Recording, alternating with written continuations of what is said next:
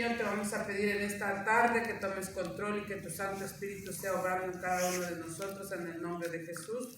Amén. La enseñanza en esta mañana se llama una visión del ministerio de Cristo. Y cuando hablamos de una piedra, la piedra angular, ¿verdad? Vemos en la Biblia muchos pasajes que hablan de la piedra y entendemos que es Cristo, la piedra, ¿verdad? Y que en nuestras vidas, anclada nuestra alma en Cristo. Esta enseñanza es el número 25. La enseñanza pasada que estuvo repartiendo nuestro hermano Junior en Zacarías 3, del 1 al 8, la visión de Zacarías, el sumo sacerdote, las vestimentas del sacerdote, cómo se la mostró Dios a Zacarías diciendo que las vestimentas sucias del sacerdote representaba el pecado del pueblo como se encontraba. Pero después dice, y cómo el enemigo acusa, ¿verdad? Acusa siempre, y el hermano compartía 3 puntos importantes de que el enemigo todo el tiempo va a acusar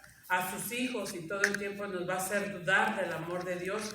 Pero nosotros debemos de saber que Cristo ya nos ha dado vestiduras blancas y que de igual forma nosotros debemos de cuidar nuestro testimonio, como los pasajes bíblicos que nos enseñaba Junior, ¿verdad? De cuidar nuestra vida en santidad y nuestras vestimentas. Continuando con esa misma visión, el profeta Zacarías, las visiones que él está teniendo es una visión futura del ministerio de Cristo, ¿verdad? Cristo nuestro Salvador, Cristo nuestro justificador. El objetivo serían 3 puntos a desarrollar: conocer la profecía que se encuentra en el libro de Zacarías acerca del Mesías.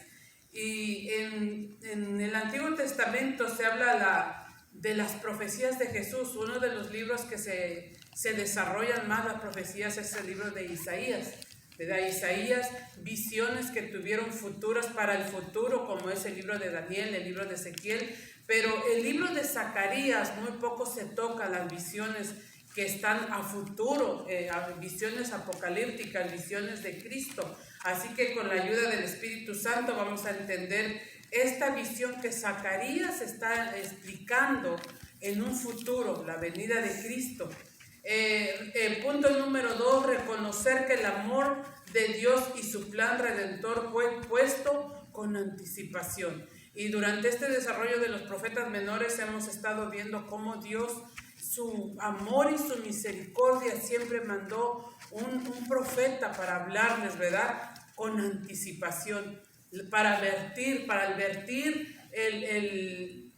cuando uno lleva una vida con pecado que no le agrada a Dios, pero que en su misericordia Él nos perdona y quiere que nuestra vida se arrepienta y vivamos una vida mejor. En los 66 libros se habla de Jesús y de su justicia y su justificación desde el inicio, como lo predicó Junior el miércoles en Génesis, cuando Adán y Eva pecaron. Dice que Dios mató un corderito para cubrir el pecado. Y eso era un tipo, y es lo que estaremos viendo, tipo, sombra y figura del Antiguo Testamento, de lo que vendría a ser el prototipo de la llegada de Cristo, cuando dice que en todo el Antiguo Testamento el pecado solo era cubierto, pero cuando Cristo viniera ya no iba a ser más cubierto, iba a ser quitado. Y eso es lo que vamos a comprender, ¿verdad? A través de este pasaje bíblico. Punto número 3, apreciar las Escrituras por su inspiración divina, infalibilidad y cumplimiento, porque no hay palabra que no se cumpla en toda la palabra, ¿verdad? La palabra dice en Juan 16:8 que cuando venga el Espíritu convencerá al mundo de pecado, de justicia y de juicio. Todo lo que la palabra está escrita desde Génesis, el Espíritu Santo es quien ha inspirado a los hombres para enseñarnos estas palabras divinas e infalibles. En 2 de Timoteo 3:16 dice: toda la palabra es inspirada por Dios, útil para corregir, para instruir y para redarguir. Así que nosotros creemos la palabra como lo describe este punto número 3, apreciar las Escrituras por su inspiración divina, ¿verdad? Por el Espíritu Santo que inspiró a aquellos hombres. Rápido avanzamos al pensamiento central. Dice, una razones del valor del libro de Zacarías es su gran cantidad de profecías mesiánicas. Y es lo que les decía, ¿verdad? Poco sabemos lo que aparece en el libro de Zacarías, como son libros pequeños, aunque aún el libro de Zacarías tiene 14 capítulos, es uno de los profetas menores que tiene más capítulos al anterior de Ageo, que solo habíamos visto que tiene 2 capítulos. Describe bastantes profecías mesiánicas, ¿verdad? Hablando de Cristo. Y qué lindo saber, hermanos, cuando uno estudia y escudriña la palabra, cómo Dios ya estaba revelando lo que iba a venir un futuro, ¿verdad? Cristo, nuestro Mesías, nuestro Salvador. Enseñanza. Cristo es la piedra angular del verdadero templo espiritual y llegará el día cuando el reino de Dios cubrirá la tierra con su gloria. Qué bonito entender ese punto, porque mire, cuando Cristo vino, dice la palabra que Él vino en su reino, pero fue un reino parcial. Parcial quiere decir parte, porque parcial es para todo aquel que cree. También está el reino de las tinieblas que está gobernando en este tiempo, pero aquí dice que llegará un día cuando el reino de Dios cubrirá la tierra con su gloria. Y esa profecía está hablando en el tiempo del milenio, el tiempo de Dios, el tiempo de Cristo que cubrirá la tierra con su gloria, un tiempo completo, ¿verdad? Donde no habrá más pecado, donde no habrá más maldad, porque la palabra dice en el libro de Apocalipsis que el enemigo será lanzado por 1000 años y será lanzado y encadenado, ¿verdad? A aquel lugar donde no tendrá más parte para venir y engañar a la gente, a las naciones que estarán alrededor en aquel tiempo del milenio. Entramos en un tiempo de historia. ¿Quién era Zacarías, verdad? Un profeta menor, pero según la línea se cree que también fue un sacerdote, de acuerdo a la palabra que se está leyendo en el contexto en el libro de Esdras y Nehemías. Zacarías quiere decir Jehová se acordó. Recuerde esta palabra, hermanos, porque al final preguntaré qué significa Zacarías. Jehová se acordó. Zacarías fue contemporáneo de Ageo y profetizó en el año 536 al 520. El fondo histórico de este libro de Zacarías se encuentra en Esdras y Nehemías, sus contemporáneos en ese tiempo, aunque Esdras y Nehemías se encuentran al inicio de la Biblia y Zacarías a los últimos del Antiguo Testamento. Era en ese tiempo que estaban aconteciendo estos momentos, ¿verdad? Este tiempo de el exilio del pueblo de Israel que estaba regresando de Babilonia, que se encuentra todo estos momentos. Zacarías es uno de los profetas del Antiguo Testamento que más profecía dio acerca de la persona de Jesús y las señales de los tiempos. Algunas de las profecías se cumplieron durante el ministerio terrenal del Señor, de acuerdo a los pasajes que vamos a ver. Ya fueron cumplidas, pero otras están por cumplirse durante los tiempos finales. Otras tienen que ver con su carácter, como Mesías que ofrece salvación. Él funda el verdadero templo de Dios. Y la palabra nos dice en un versículo, ¿verdad? Cuando Jesús está hablando con la mujer samaritana, mujer, habrá un momento donde ni en este lugar ni en aquel monte adorarán al Padre, sino todos aquellos que adoran en espíritu y en verdad. Y a eso se refiere cuando dice, Él fundó el verdadero templo de Dios, el verdadero templo a través del Espíritu Santo en nuestras vidas, ¿verdad? Cuando Dios dice la palabra, busca verdaderos adoradores que le adoren en espíritu y verdad, el templo que somos nosotros a través de Cristo. Otra es su segunda venida, y es también cuando viene a establecer su reino milenario como rey sobre la tierra, de acuerdo a como les explicaba el punto número 3. En Zacarías se habla de Cristo bajo figura, nombre, oficio, sombra o figura, ¿verdad? Son los puntos que nos muestran estos versículos, y cuando los estudiamos entendemos que era un tipo de lo que venía a ser nuestro maestro. El libro de Zacarías se desarrolla por lo menos por 6 o 7 profecías. Y dice que en el capítulo 3 de Zacarías 3:8, Jesús como el renuevo. Y el renuevo lo vemos, ¿verdad? Que es cuando el árbol fue cortado y saldría un renuevo. Cristo, como la piedra, como el Rey de Israel, como el siervo que fue traspasado, el manantial que limpia todo pecado y el pastor que es herido y el rey sobre la tierra. Estos pasajes, hermano, a pesar de que aquí lo menciona de una forma más en ese momento, se cumplieron cuando vino Cristo. Por ejemplo, el pastor que es herido. Y durante el desarrollo de esta enseñanza lo vamos a entender. Cristo como la piedra angular sería punto número 1, leyendo Zacarías 3:9. Dice que Cristo es la piedra y dice, porque he aquí aquella piedra que puse delante de José, sobre esta única piedra hay 7 ojos, he aquí, yo grabaré su escultura, dice Jehová de los ejércitos, y quitaría el pecado de la tierra en un día. Y eso fue lo que hizo Cristo, ¿verdad?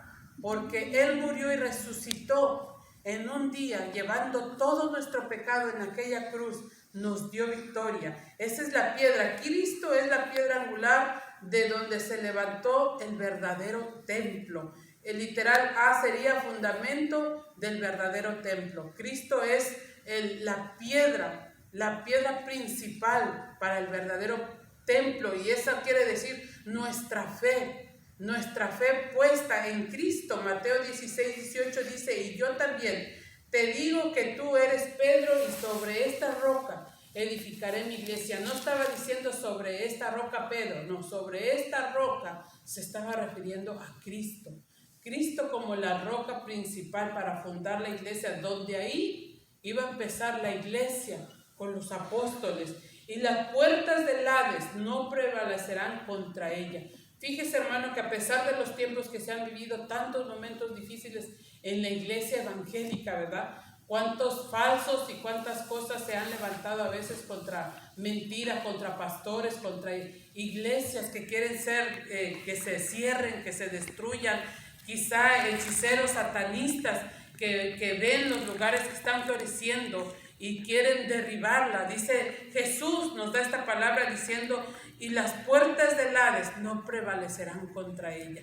Es nuestra fe saber que cuando Cristo está edificando la iglesia y es el centro de ese lugar, habrá obstáculos, habrá cosas que querrán desanimar, pero si Cristo sigue siendo el centro, ese lugar será siempre exaltado para el nombre de Él. Mateo 7:24-25 dice, cualquiera pues que me oye estas palabras y las hace, le compararé a un hombre prudente que edificó su casa sobre la roca. Y descendió lluvia y vinieron ríos y soplaron vientos y golpearon contra aquella casa y no cayó porque estaba fundada sobre la roca. Hablando de Cristo, ¿verdad? Hablando de Cristo, hermanos, y no solamente Cristo la roca en la iglesia, sino también en nuestra casa, en nuestra vida. Y dice que cuando vinieron vientos, cuando vinieron tempestades, esa roca no cayó.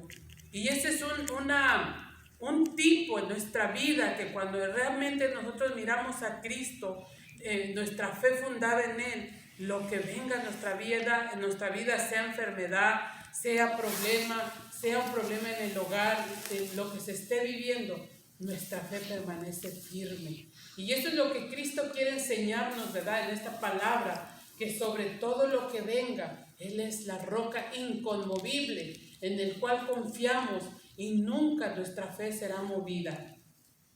Juan 4:20 dice al 24, es la palabra que les decía, la mujer samaritana dijo a Jesús, nuestros padres adoraron en este monte, ¿verdad? Y Jesús le contesta, habrá momentos refiriéndose a la fe de nosotros donde podemos adorarle, donde le invocamos, como dice la palabra, donde 2 o 3 están, ahí está Dios, ¿verdad? Donde le invocamos, ahí está Él. Los 7 ojos que había sobre la piedra no habla nos habla de la omnisciencia de Dios. Esta piedra que es esculpida por el Señor se refiere a una piedra especial preparada por Dios, y la eliminación del pecado en un día no es otra cosa que su referencia a la muerte de Cristo y su victoria en nuestra vida. Qué bonito entender, hermanos, lo que Cristo hizo, la victoria de Cristo en un día. Pero cuando dice esta palabra, Dios La omnisciencia de Dios en esta piedra que es esculpida por el Señor se refiere a una piedra especial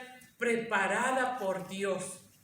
Todo lo que Dios está ilustrando en estos pasajes para cumplirse, todo es el propósito de Dios. Y lo vamos a entender en un punto ahorita más abajo. Entramos al literal B, símbolo del reino mesiánico. ¿Cuál fue el literal A? La piedra, ¿verdad?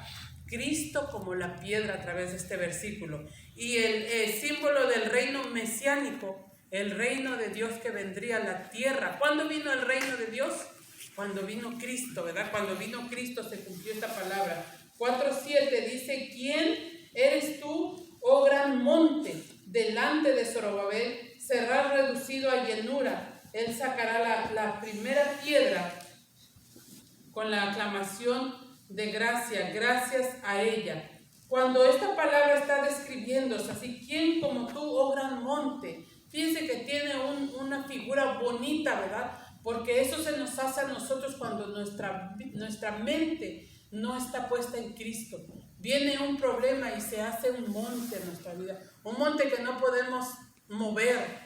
Pero cuando Cristo está en nuestra vida, ese monte será deducido a llanuras. Quiere decir a nada por nuestra fe en Cristo. Y esto lo dice el comentario aquí mismo en este libro, ¿verdad? Que está esta enseñanza. Los historiadores bíblicos creen que este gran monte eran los problemas creados por aquellas naciones que se oponían a la reconstrucción del templo. Y de acuerdo a los libros anteriores que hemos leído, cuando el pueblo regresó, había enemigos que los estaban intimidando y que dejaron de construir el templo por 16 años.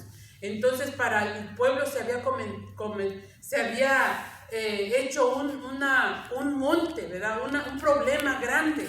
Si habla de un monte es un problema grande, pero Dios les da una palabra. Este gran monte sería reducido a llanura. Esto es eliminado. Zorobabel reedificaría el templo sin ninguna oposición. Y fíjense que Zorobabel, el gobernador, es un tipo de Cristo, porque cuando Zorobabel llegaría, los infundiría el gozo y la paz para seguir reconstruyendo el templo y la confianza. Y Zorobabel es un tipo de Cristo hoy en día en nuestra vida. Es esa misma fe y esa confianza que da nuestras vidas, ¿verdad? Para seguir adelante y saber que cualquier monte que esté delante de nosotros con Cristo será reducido a llanuras, a nada.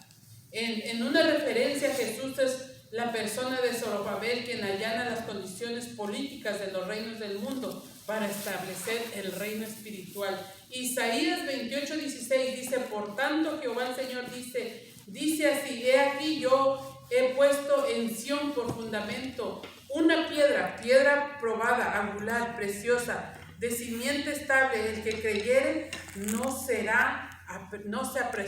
apresurará. El que creyere en Cristo. Isaías está hablando de Cristo como la piedra. En el Salmo 118:22, este pasaje casi todos nos lo sabemos, dice, la piedra que desecharon los edificadores ha venido a ser cabeza de ángulo y edificación para nosotros. Aunque Cristo vino a la nación santa de Israel y la reprobaron, no la aceptaron, nosotros la hemos aceptado, ¿verdad? Como nuestro centro de nuestra vida, la roca de nuestra alma, Cristo en nuestra vida. Daniel 2:24, estaba mirando hasta que una piedra fue cortada no con mano e hirió la imagen en sus pies de hierro y de barro cocido y los desmenuzó. Cristo, hermano, viene como esa piedra. Y vendrá el tiempo donde todas las naciones, la soberbia de este mundo, las naciones que se levanten con riquezas y que creen que ese es su Dios, Cristo vendrá en el reino milenario y destruirá todas esas naciones como la piedra fuerte que Dios ha preparado. Entramos al punto número 2. Cristo es visto humilde y traicionado. Lo estamos viendo como piedra, lo estamos viendo como el literal B, como símbolo en el reino mesiánico. Ahora lo vemos como Cristo es visto humilde y traspasado. Zacarías 9:9 dice, Alégrate mucho, hija de Sión, da voces de júbilo, hija de Jerusalén. He aquí tu rey vendrá a ti, justo y salvador, humilde, cabalgando sobre un asno, sobre un pollino, hijo de asno. ¿Verdad que esa palabra está en el libro de Mateo? Dice que Jesús mismo mandó a sus discípulos a traer un asno. Él les dijo, ve y te preguntarán para qué lo necesitas y le dirás que el maestro lo necesita y te lo darán. Y lo traerás y yo montaré y entraré a la ciudad. Y mire, esa profecía está aquí en Zacarías. ¿Usted ya la había visto? Usted la había visto antes, ¿verdad? Que solo la conocemos en el libro de Mateo. Dice, alégrate mucho, hija de Sión, da voces de júbilo, hija de Jerusalén. He aquí tu rey vendrá a ti, justo y salvador, humilde. Fíjese qué bonito, justo y salvador, y entrará en un asno. Y la palabra nos sigue describiendo en el libro de Mateo que entró y que cuando empezaron a decir, oh santo, aleluya, tiraban sus mantos para decir que el santo, el rey, estaba entrando humilde a través de un asno. Cristo vino humilde, pero en el libro de Apocalipsis dice que ni vendrá en un burro, ni vendrá humilde, sino vendrá como un juez justo montado en un caballo blanco. Así que gloria al Señor, porque nosotros le hemos aceptado como ese Dios humilde que vino a salvarnos. Y dice que la palabra humildad, hermano, que a veces nosotros la tenemos por una persona calmada, tranquila, qué humilde se ve. Mire la palabra que describe el idioma hebreo. Esta palabra en el idioma hebreo no significa humilde en el sentido de dulce, amable o blando, como a veces nosotros pensamos, o dócil, o quedo, o pacífico. No, quiere decir, más bien significa miserable, encorvado o lleno de sufrimiento. Fíjese lo que Cristo sabía que estaba haciendo, como cuando Él entraba como un siervo humilde. Sabía que era algo que iba a ser despreciable, algo que venía encorvado, humilde, y algo lleno de sufrimiento. Y la palabra después de este versículo donde dice que después, hermanos, de que le estaban recibiendo con sus mantos, dice que Cristo lloró sobre la ciudad, porque realmente Él sabía que después iba a ser despreciado, después de haber entrado con esa humildad. También algunas de las profecías que se encuentran aquí en Zacarías son difíciles de comprender por este contexto, pero entendiéndolo, dice Zacarías, esperaba ver entrar al gobernador Zorobabel como rey de Judá a Jerusalén. Eso es lo que ellos estaban creyendo, como nos dice aquí que el Espíritu Santo inspiró al profeta para describir cómo el Señor entró a Jerusalén la semana de su pasión. Él sabía que ya era su última semana, ¿verdad? Y como él dice este punto, el Espíritu Santo inspira al profeta Zacarías para saber lo que Cristo iba a vivir. Esta profecía empieza con un llamado de regocijo. Alégrate mucho, aunque esta palabra está asociada con algunos reyes de Judá en su entrada triunfal, como fue el rey Ezequías cuando entró a Jerusalén. Se encuentra asociada, pero nosotros sabemos que esa palabra aplicaba a nuestro rey, a Cristo, en su entrada triunfal en esta semana. Cuando esta profecía se cumplió en el ministerio de nuestro Señor Jesucristo, sucedieron cosas que uno diría no estaban anticipadas en ellas. Y es que Cristo lloró ante la ciudad de Jerusalén. Lucas 19:41 dice, y cuando llegó cerca de la ciudad, al verla, lloró sobre ella. Qué triste, ¿verdad, hermanos? Porque él entraba como un rey triunfante, humilde, mostrándoles que traería salvación, pero la ciudad lo rechazó. La ciudad de Jerusalén lo rechazó. En el contexto hebreo de Zacarías 9:9 dice que la palabra que se traduce justo no significa uno que tiene una causa justa o buena, ni tampoco uno que es justo en su carácter, pero sí a uno motivado por justicia. Fíjese, sabía que a través de Cristo la justicia vendría. Sí a uno que vendría motivado por justicia y que desea ver a sus súbditos la cualidad de justicia. Cristo vendría a traer justicia y quería que sus hijos fueran justos, pero ellos no lo entendieron. No lo entendieron como la persona como cuando una persona tiene alegría, quiere transmitir alegría. Cuando una persona dice es sana y quiere demostrar a todos que Él es sana y muestra su gozo, así Cristo quería mostrar su justicia y no le reconocieron, no quisieron reconocer esa humildad en la que Cristo entró. Literal, sería su traición. Aparte de haber entrado como humilde, dice el pasaje aquí 11, 12 y 13. Y me dijo Jehová, échalo al tesoro. Hermoso precio con que me has apreciado. Y tomé las 30 piezas de plata y las eché en la casa de Jehová al tesoro. Quebré luego el otro cayado, ataduras para romper la hermandad entre Judá e Israel. Y esta palabra, hermanos, dice aquí que se encuentra en Mateo 27:9. Y tomé 30 piezas de plata. Y este versículo nos lleva a un versículo que dice el libro de Éxodo 21:32. Si el buey acorneara a un siervo o a una sierva, pagará a su dueño 30 siclos de plata y el buey será apedreado.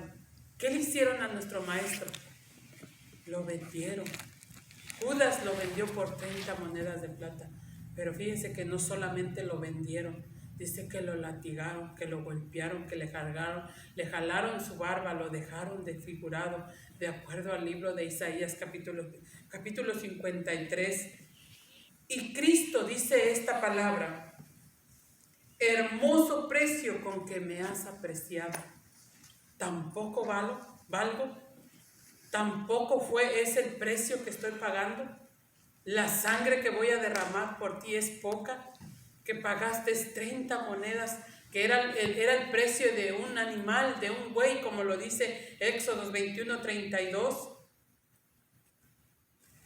En Isaías 52 describe también esta profecía del Mesías como el siervo sufriente. Esta profecía se cumplió en la semana que Cristo fue crucificado, por lo tanto, anticipaba los sufrimientos del Rey en Jerusalén, que por amor a ella se convirtió en siervo sufriente por su pueblo, porque con su pasión logró impartir justicia y salvación a su pueblo. Pero ese Rey que vino, humilde, y lo veremos convertido en un soberano Rey poderoso, de acuerdo a Apocalipsis. Este pasaje 11, el salario que esperaban, se refiere a este pasaje. El salario demandado era la respuesta favorable a sus esfuerzos como profetas de Dios. Fíjese que este precio de 30 monedas también se le pagaba a un profeta, a un sacerdote cuando daban su servicio. Y dice que era la recompensa por hacer entender al pueblo. Dice, esto es ver la parte del pueblo arrepentido con fe, piedad, obediencia a Dios y servicio devoto. Cuando lo hacía entender, esto es lo que precisamente esperaba Cristo del pueblo judío durante su ministerio terrenal, y no al encontrarlo lloró sobre esa ciudad. En lugar de recibir lo que esperaba, es traicionado y vendido por 30 monedas. Esta era la compasión que se daba por un siervo que era corneado por un buey. Fíjese, esto era lo que se le pagaba a la persona cuando era corneado. Y al sacerdote, cuando dice que al pueblo lo llevaba a piedad y con fe y servicio devoto, se le daba tal vez esa cantidad, pero nuestro Cristo no valía esas 30 monedas. Sin embargo, esa profecía ya estaba aquí en el libro de Zacarías. Entramos al punto número 3 para acabar pronto, hermanos. Dice, Cristo es visto en la cruz. Zacarías 12:10. Y derramaré sobre la casa de David y sobre los moradores de Jerusalén espíritu de gracia y de oración. Y mirarán a mí quien traspasaron, y llorarán como se llora por un hijo unigénito, afligiéndose por él como se aflige por un primogénito. Fíjense aquí cómo está describiendo esta palabra, ¿verdad, hermano? Dice que y mirarán a mí quien fui traspasado y llorarán. Cristo fue traspasado. El libro de Mateo, ahí mismo el libro de Mateo también describe cómo un soldado fue y traspasó el costado de nuestro Maestro. Zacarías 10:12 dice que él mismo fue traspasado. Juan 19:34 dice, pero uno de los soldados le abrió el costado con una lanza y al instante salió sangre y agua. En el libro de Juan también lo describe. El Salmo 22:16 dice, porque perros me han rodeado, me ha cercado cuadrillos de malignos, horadaron mis manos y mis pies. Contar puedo todos mis huesos, entre tanto ellos miré y me observarán. Repartieron entre sí mis vestidos y sobre mi ropa echaron suerte. Esto hicieron sobre Jesús. Mire cómo el Salmo, cómo este libro de Zacarías describe lo que nuestro Maestro iba a pasar, la lanza que iba a ser traspasada y Cristo visto en aquella cruz. Literal ve la dispersión de sus apóstoles. Lo que provoca el amor de nosotros, hermanos, en Cristo, y no importa lo que pase. El 13, 6 y 7 de ese mismo capítulo dice, levántate, oh espada, contra el pastor y contra el hombre, compañero mío, dice Jehová de los ejércitos, hiere al pastor y serán dispersas las ovejas y haré volver mi mano contra los pequeñitos. Y esto fue en el tiempo cuando Cristo, hermano, fue crucificado. Y todos dicen, y resucitado, ¿verdad? Y todos dicen que los apóstoles se fueron a esconder. Y tuvieron miedo, fueron intimidados, porque yo creo que pensaron, si a nuestro maestro, si a nuestro pastor lo mataron, lo traspasaron, lo clavaron, ¿qué nosotros no podemos esperarnos? En el idioma hebreo esta palabra empieza haciendo un llamado a la espada para que se levante contra este pastor. Y el libro dice que ninguna palabra de la que se está diciendo aquí, hermano, fue dicha toda palabra fue dicha por Dios, ninguna por el hombre. Dios permitió que Cristo pasara este momento. Dice que el último instante no fue del pueblo de Judá quien lo entregó a Cristo, ni tampoco las autoridades judías, fue Dios mismo. Por eso es de que aquí dice, y diré al pastor, y serán